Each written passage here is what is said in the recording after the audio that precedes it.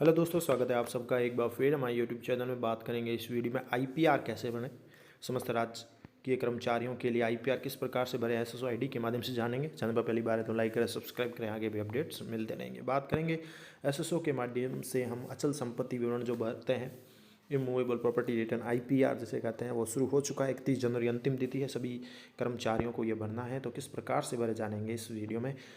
समस्त कर्मचारियों को अपनी एसएसओ आईडी लॉगिन करनी है। आरजेजे वाली आईडी से एसएसओ लिख के आपको लॉगिन हो जाना है। जैसे ही आप लॉगिन करेंगे, यहाँ पर आइकन आपसे जो भी है दिख जाएंगे आपको। पहले से आपने अगर यूज किया है एसएसओ तो यहाँ पर आपको जाना है। आरजीएस वगैरह का ये ऑप्शन नज़र आ रहे हैं। अब यहाँ पर आपको जो जाना है, इसका ऐप भी आ चुका है, ऐप के माध्यम से भी कर सकते हैं। ये रहा राजकाज, आप सर्च भी कर सकते हैं। तो राजकाज और आईपीआर लिखा हुआ आ रहा है, अचल संपत्ति विवरण। इसी के अंदर आपको जाके अपना आईपीआर फिल करना है। तो यहाँ पर राजकाज के ऊपर सर्च करेंगे, आईपीआर खुल जाएगी और वहाँ पर अपनी प्रोफाइल वगैरह अपडेट करनी है। अगर आपके पास प्रॉपर्टी है तो प्रॉपर्टी दिखानी है, और उसके पश्चात अगर नहीं है तो नो प्रॉपर्टी रिटर्न करके सीधा सा क्लियर कर देना है, सबमिट कर देना ओटीपी के माध्यम से। चलो हम शुरू करते हैं। राजकाज के ऊपर क्लिक करेंगे। राजकाज के ऊपर क्लिक करते ही आपके सामने ऑप्शन खुल जाएगा। ये आपके डिटेल मिलेगी आपको। प्रथम पेज यही देखने को मिलेगा उस पर। अब यहाँ पर सीधा सा यही है कि एक तो manage immovable property return, view submitted immovable property return है, ऐसे ऑप्शन आ रहे हैं।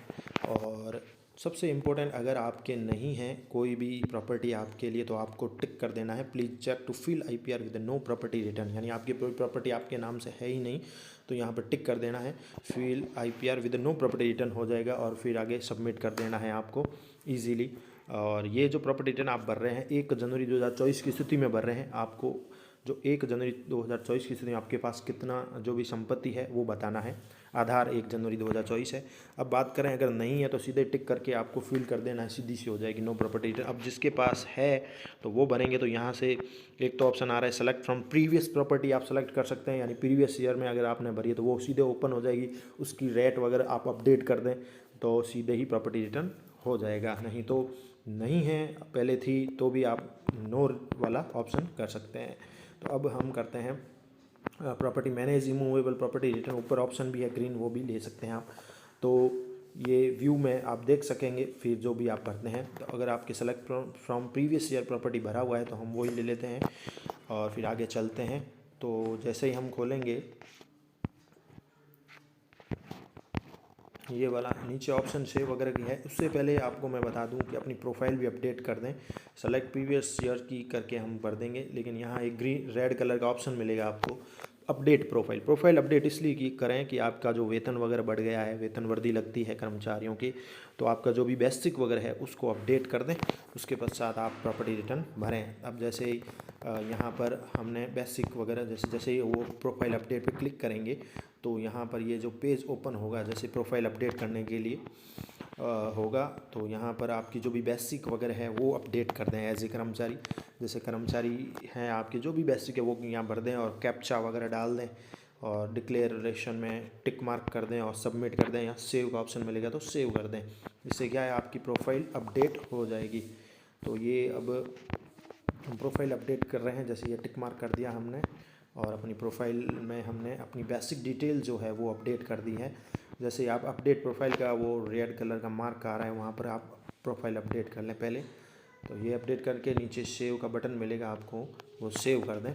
जैसे ही सेव कर लेंगे तो आपका वो सेव हो जाएगा। फिर उसके पश्चात आपका प्रॉपर्टी रिटर्न आपको भरना है। जैसे अब प्रॉपर्टी रिटर्न में हम बात करें तो हमारे पास जो भी प्रॉपर्टी प्रीवियस ईयर की हमने सेलेक्ट कर ली है और यहाँ पर टिक कर दें। अब जहाँ पर भी है वहाँ पर आप टिक कर दें। सबमिशन यह भी बता रहा है 2023 में हमने सबमिट की थी।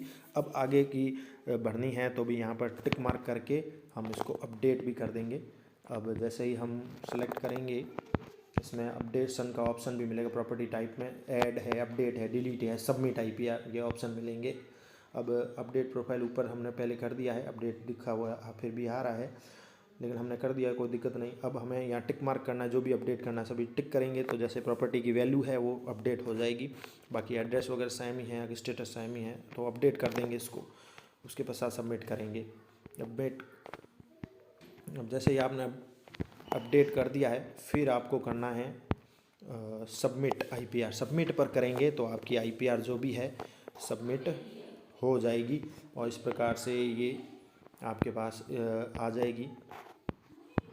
जहाँ पर आप रह रहे हैं, जहाँ जो भी चीज़ है वो एक संपत्ति का विवरण आ जाएगा, ऐसे पीडीएफ के रूप में आ जाएगी उसकी वैल्यू, और एड्रेस वगैरह आपको बता दिया जाएगा। अब जो है नीचे वापस जो ऑप्शन आएगा वो मांगा जाएगा कि आप सबमिट करना चाहते हैं, आर यू श्योर, तो यस कर दें। यस करने के पश्चात ओटीपी आएगी और आप वेरीफाई कर दें, ओटीपी मोबाइल पर आ जाएगी, वेरीफाई कर दें। ओटीपी करने के पश्चात आपकी आईपीआर सबमिट हो जाएगी। अब आपकी जो प्रोफाइल में सबमिट आईपीआर में आपको ये ऑप्शन मिलेगा और लिखा हुआ आएगा इस प्रकार से, और आईपीआर 2024 लिखा हुआ आ रहा है, यहाँ से भी डाउनलोड कर सकते हैं। अब आपकी आईपीआर सबमिट हो चुकी है, यानी ओटीपी के माध्यम से ये कार्य करना है। सबसे पहले अपनी प्रोफाइल अपडेट कर दें और आईपीआर भर दें, नहीं है तो नो प्रॉपर्टी रिटर्न कर दें। ज़्यादा इजी है, हार्ड नहीं है। ओके।